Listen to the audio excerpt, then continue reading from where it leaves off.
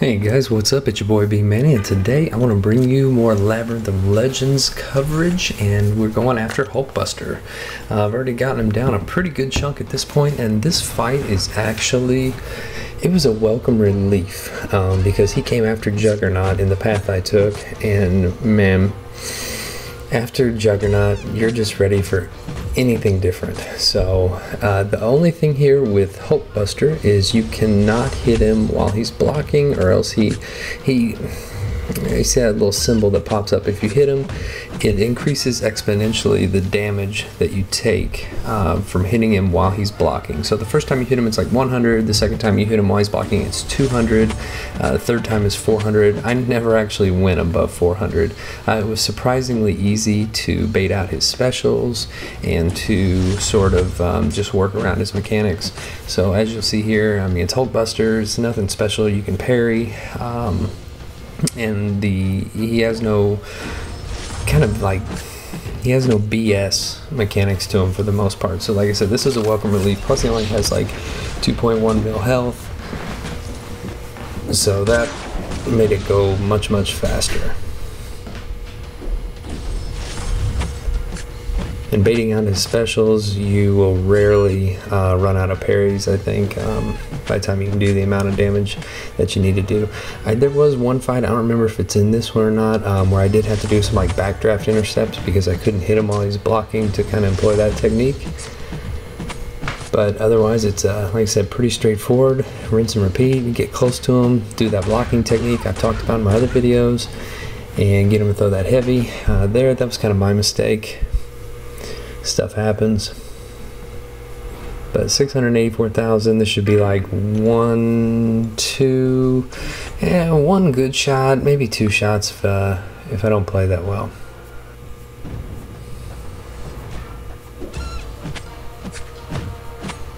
But after reviving like 40-ish times against Jugs, if I gotta do this one in 10, hey, I'm perfectly content with that. The only thing you don't want to do is push into that SP2 because it's not fully evadable. Maybe it is, but I'm not really sure how you might do it, and you will take a lot of block damage. So I prefer to just keep him right there. It gives me a couple chances to bait the special ones. And kind of like I talked about earlier, since I do have my SP3, I'm gonna get it to where once I finish a 5-hit combo, he's under that first bar of power. That way I can use the special 3 and push him over. Of course, the Gwenpool, the more damage you can do with that armor breakup, the better. But once again, these fights are so long, you gotta play them as smart as possible. Hang on to all the parries you've got and do your best.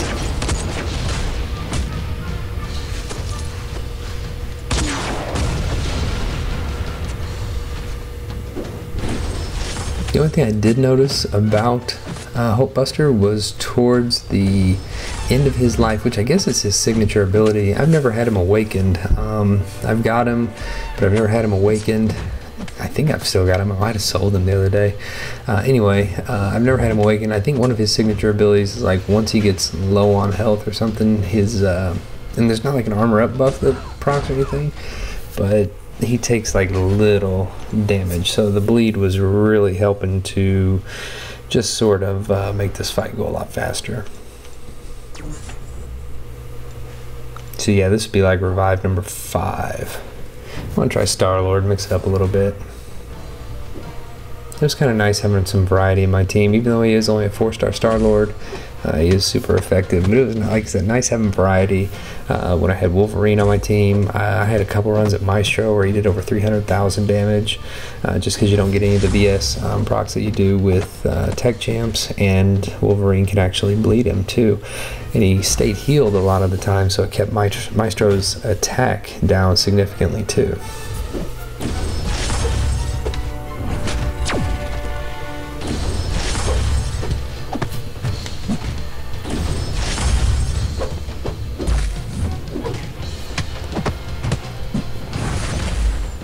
The evade and hit him while he's blocking. It hurt a little bit, but that was only like the first or second time I'd hit him, so it doesn't take off that much right at first, but it will kill you eventually.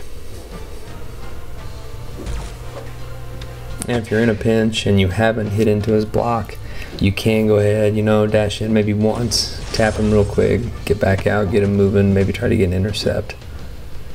But it's a pretty straightforward fight. There's a few fights I don't have recorded or didn't record. I actually one-shotted Electro, and that would have been sweet to have it.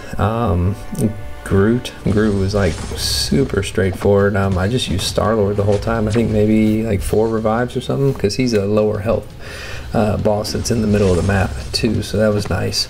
So Groot was really easy. Of course, baiting his special ones is super easy, as most of us have like tons of experience fighting Groot from map. Well, whenever I was coming up last season, we played map 3 a lot, and of course he was the boss, so you got to get knowing how to fight him really well.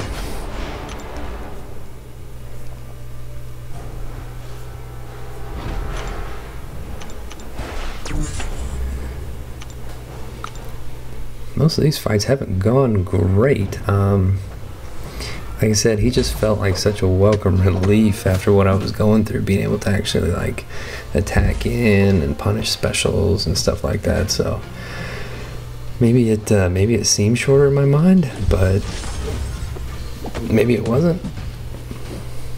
It definitely felt shorter, and that's all that really mattered in the long run. Because I had, oh man, once you take down Juggernaut, it's like my buddy GM, General Maniac, who everybody references his maps. It's like he told me in a PM, he said, man, you just, you get through Juggernaut and you don't ever think of him again. That's pretty much what I had to do.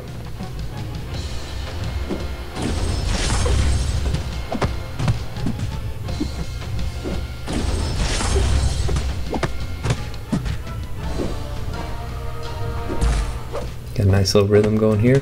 One of the benefits to Star-Lord versus Gwenpool is she stuns when they're bleeding, so, and they don't last long anyway, versus like a parry stun, but it eats up the amount of stuns you can do when you parry, so you run out of stuns a lot faster with Gwenpool, although her damage, and of course the enrage timer is longer, and her damage is a lot higher. I'd say under like a 60 combo. 60 or 70 with Star-Lord. Once you start getting up this area, he really starts to ramp up pretty hard, especially in the 5-star.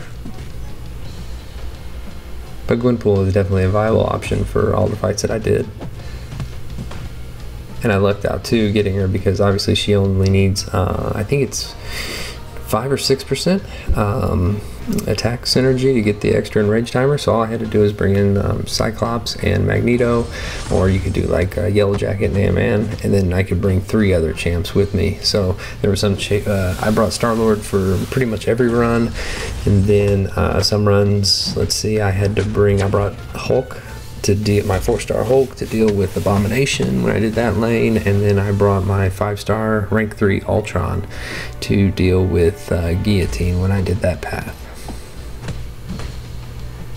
And he was great. You heal him up to 40. Once he dropped below, I think it's like 25%, he would heal up, and as long as I, you know, kind of stayed away from the opponent, and then let him fully heal, and then once I start going again, he'd get a little chip damage, and he'd proc that second regen, and man, he'd, you know, go back to almost full health every fight, which kept their attack down, and it helped me to get to the second enrage timer every time. So I was really hitting like 190 to 200 hits per try with him, so he's getting about 200k down each time.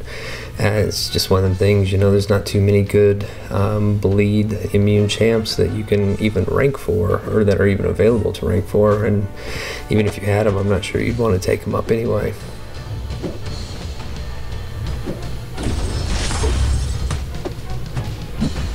Here we go. Here, this is a pretty good run here with Star-Lord. Oh, I got lucky with the power drain. I remember praying for that power drain. I was like, power drain, power drain, power drain, because if you hit that SP, oh, see, hard enrage, I'm done. So that very good run. Very good. 144 hits before they hard enraged. Got about, what, 400k down? Yep. That's pretty good. So this should be the final attempt, as long as I don't screw anything up. 124,000 with Gwenpool, but then again he's got that high sig ability that kind of limits his damage. But I do have Assassin. I'm hoping for about like 40 to 50 hits here with the bleed.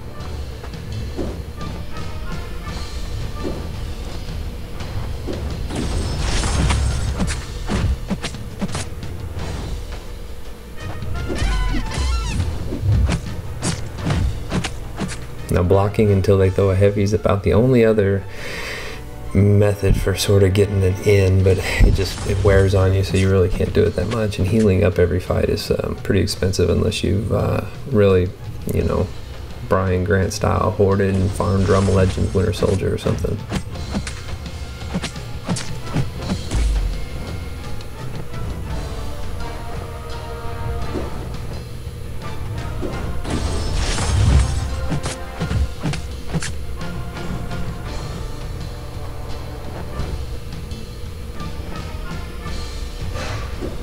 Those bleeds do a lot of damage. I mean, you're looking at 560 per second, 8 seconds. That's well over 4,000, 4,200 per bleed. So yeah, did great. So Hulkbuster down. Don't have to fight him anymore. Just kind of want to show some gameplay footage. There's not a whole lot of strategy there. Just don't hit him while he's blocking for the most part. And so we are moving on. I've got a few more videos I think I want to get out here on Labyrinth.